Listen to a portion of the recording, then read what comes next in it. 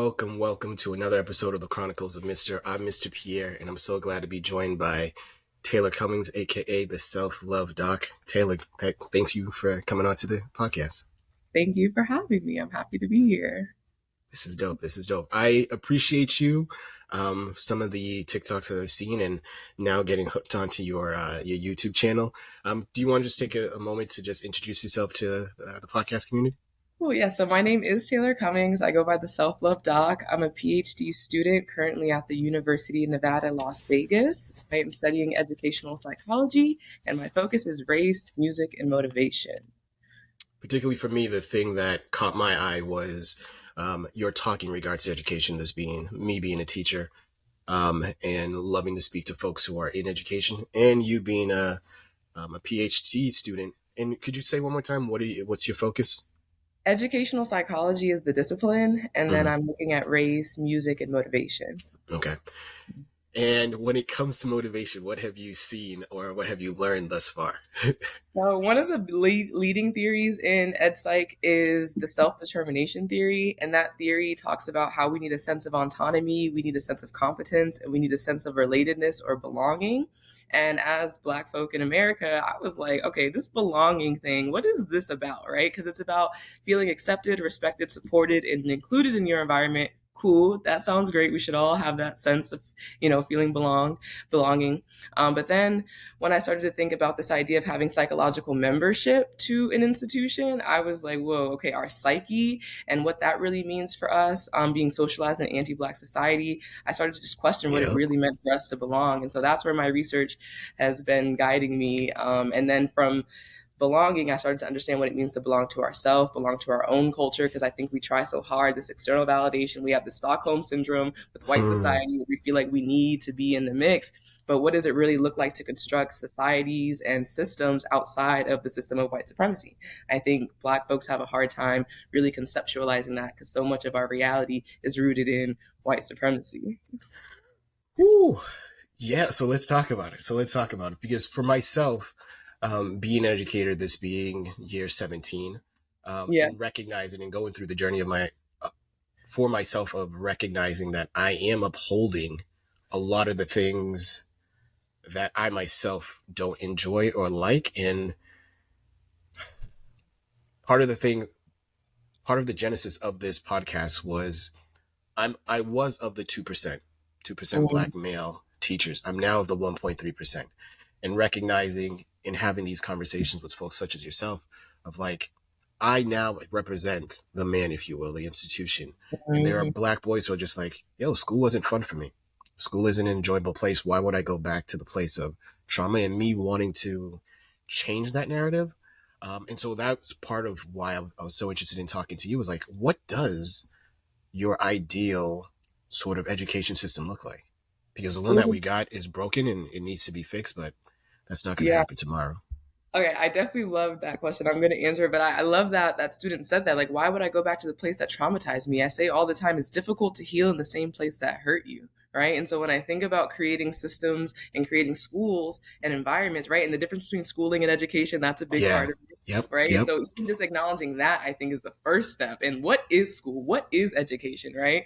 And then when we move into that, I think the truth is important, telling the truth, giving an Mm-hmm. accurate, holistic account of what has taken place in our society and taken place in our world from the beginning of time, right? People are still confused about how humans got here. Some Hmm. people really do think that there is a white man and a white woman that was here that created all of us, you know? And so, really correcting that narrative, I think, is super important. But also just having knowledgeable people who are willing, accepting, have empathy. I think the people in our schools are not necessarily always the best people to work with our students. Yeah. So we know the importance of having people who look like you educating you. And so those things I think are very important. But I think most importantly, we have to really understand what it means to be educated, what education actually is, and also thinking about the type of information that we're instilling into our students. Whew, that's a mouthful. So if we could start there, what for you? What is the difference between school and education? All right, so schooling is a matter of like socialization process, right? It's a Hmm. matter of programming and getting you to be a certain way, understand a certain thing. And the miseducation, the Nero, Carter G. Woodson talks a lot about this, and a lot of Afrocentricity, right? A lot of our scholars like Shockley and um, um, dang, what is the citation? I'm slipping. Asante, 1990, that original OG paper, right, is going to Yeah. talk to us about what those differences are. And so education has to do with drawing out, right? And so knowing that we have everything that we need inside of us, and education is a matter of creating a safe space, a supportive environment to draw out the talent and the gifts that we all come into this world with. Hmm. And so that's what education is to me. Awesome. Awesome.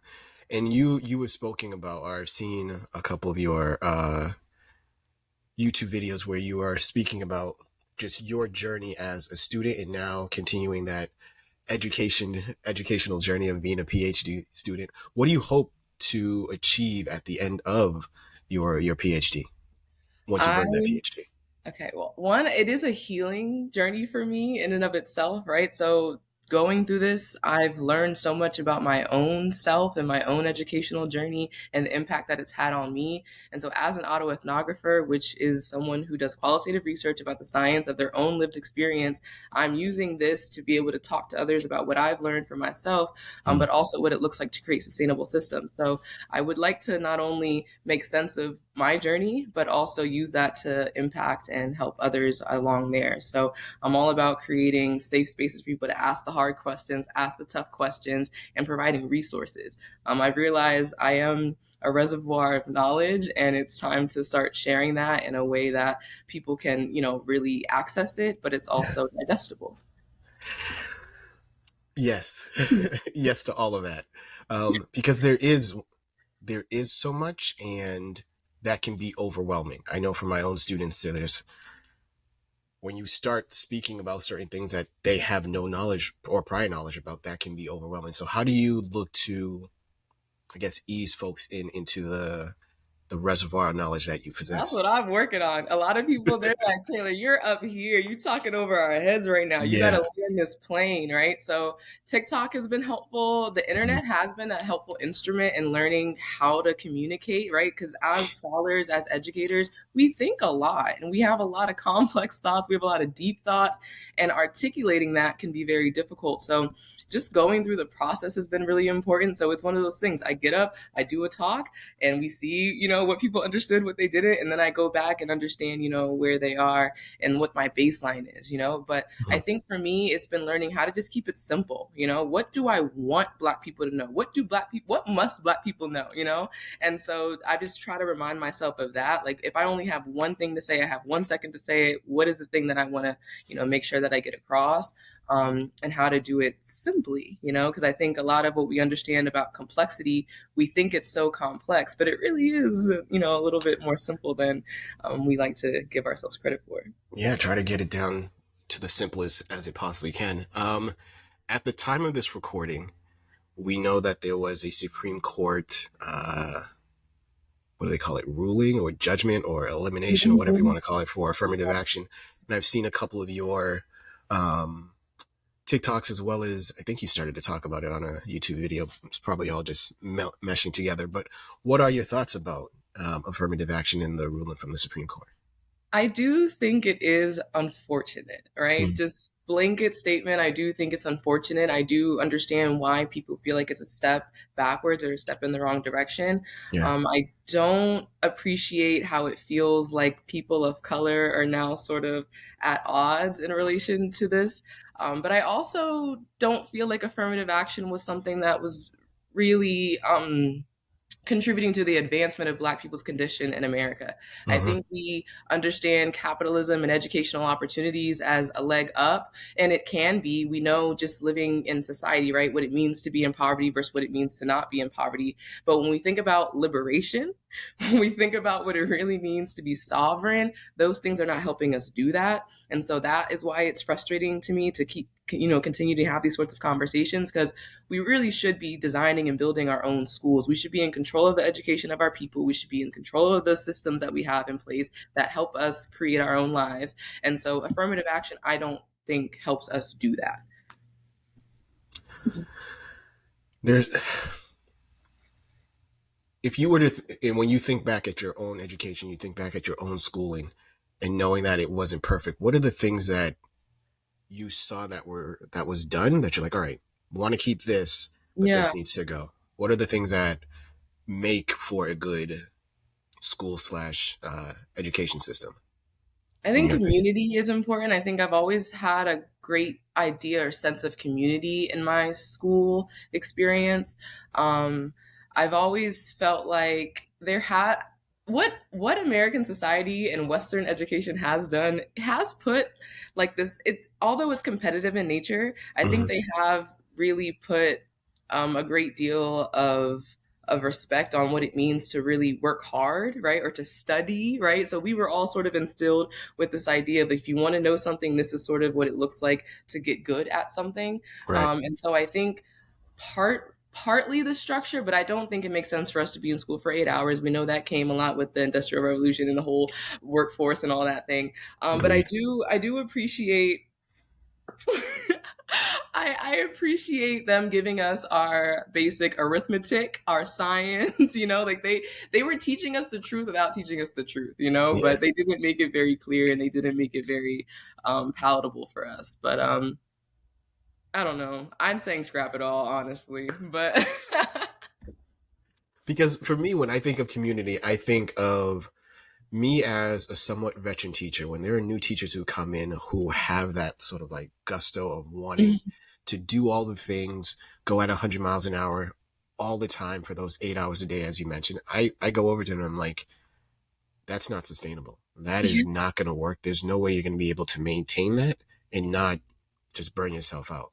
So recognizing and telling, giving them the okay, like it's okay to get 80% done.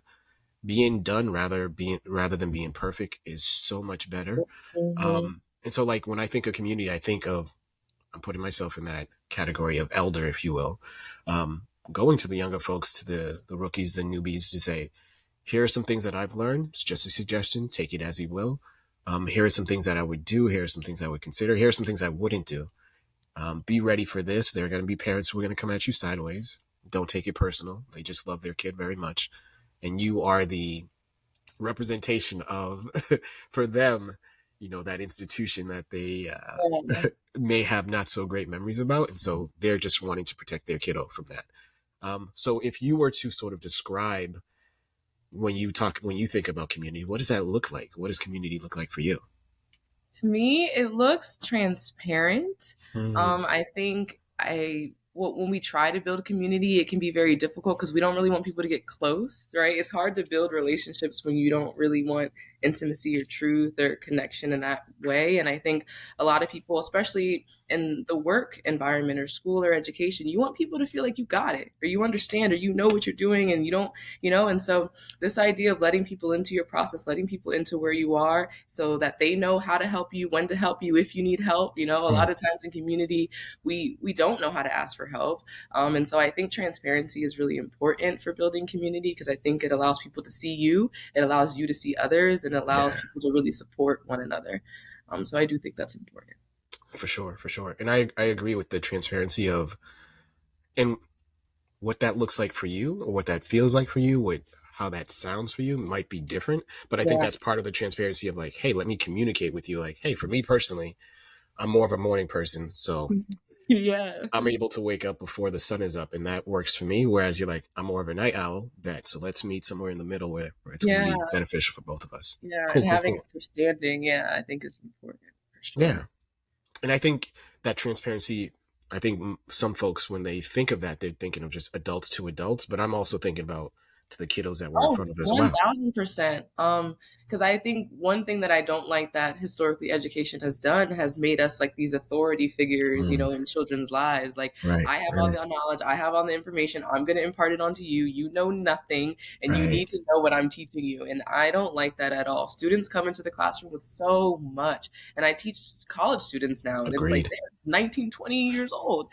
They they have lives that they've been living, and Hmm. so put ourselves, and even me trying to remember myself then, I'm like, who I think they are, like they're babies to me, but it's like they're not babies, like they grown and they Yeah. actually do grown people stuff. Right. So it's like they come into the classroom with knowledge, they come into the classroom what they call it cultural capital, and Yep. so really acknowledging that, and bringing that into their experience is only going to make their learning experience that much better when you tailor it to them. I 100%. don't come in like, oh, I already know what these are, a whole new group of kids, Hmm. whole new group of students. I don't know what they need from me, you know? And so who are you is really important to me. I'm a self-love doc. Identity is very important to me. Who are you? Not who society said you were, not who I think you are, not who I want you to be or who your parents or whoever want you to be, but who are you and what do you need while you're here? And how are you able to, because you mentioned it, society and our parents and our whole lived experience is attempting to put us into this mold or ascribe to us certain things. How do you help? I say kiddos because I work with middle Yeah. school students, so that's the terminology. But like you said, you're 19, 18, 19, 20 in front of the self love doc. You're not a kiddo. How do you help those young people, those young adults, to draw that out of them, to for them Yeah. to be able to see who their true selves are? Sometimes I realize it's just asking them because Hmm. a lot of times we're not even asked that question. Like, oh, who am I? I Yeah. don't like I've never been asked that. Or I don't or I force them to think about who would you be outside of your occupation, outside of your title, outside of you're a mom or a dad or a brother or a sister. So really thinking outside of race, class, gender, like really like if none of these things existed, how would you describe yourself, right? And I study metaphysics, so I really think about identity and who we are, and is it our brain? Is it our personality? Is it our psychological constructs? Like, who are you? And Whew. so, really getting into that is important. But also, the nature of the course that I teach is designed for that. So, I teach a second year seminar class at the university, and what they do is they do a life design portion, so they're really thinking about who they are and the way that they want to live their lives. And so they're thinking about alternative life plans, and they Hmm. get to sketch out different career paths and different things just related to who their values and things like that. So it is really interesting, and they get to think about free will versus determinism. They do debates on that, and so they really get to think deeply. And I tell them all the time, you have the right person for the job. And so I really do get to facilitate those discussions with them. So it's fun. Now you're having these discussions with folks who, like you mentioned, second year, so that's 18, 19 ish. Do you feel like that's too late for that question to be asked, or should that question be asked sooner? I don't ever think it's too late, but I do think it could be definitely asked much sooner. Okay.